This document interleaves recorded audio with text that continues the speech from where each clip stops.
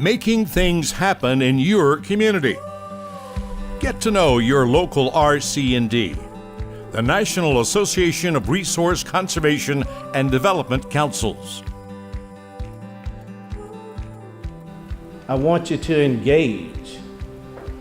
engage yourselves in your community, engage and challenge our supporters, our legislators, to get behind these projects that we're doing.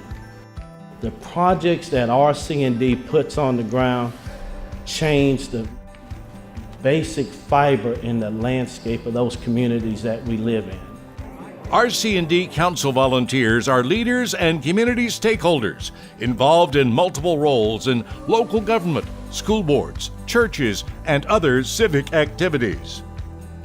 Since 1962, the RC&D program has been a partnership between Resource Conservation and Development Councils nationwide and the Department of Agriculture's Natural Resources Conservation Service.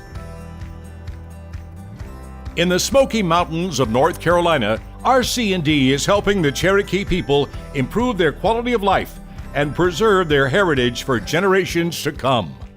I believe that it's very important to get our young people involved in our natural resources, in our agriculture, in some of our traditional agriculture crops, at least getting them to know what they are. There's a lot of wild edibles that our ancestors depended on for many, many years. It's just something that these young kids need to learn, they need to know about.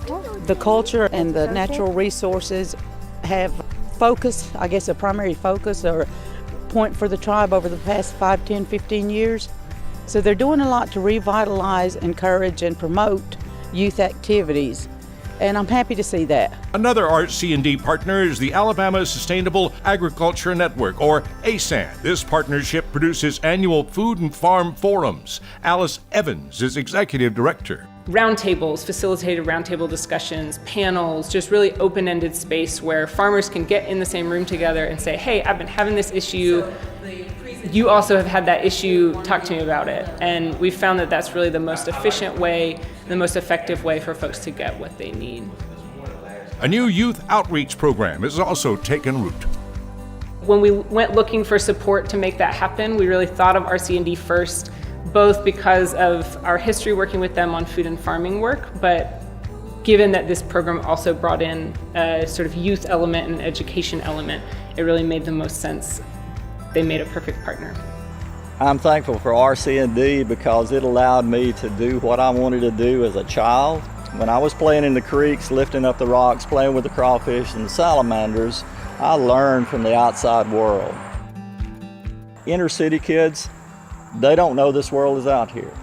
In many cases, they don't understand that it's for them. It's not just for someone else, it's for them. And so when we get them out and they face the challenge, they have to learn teamwork.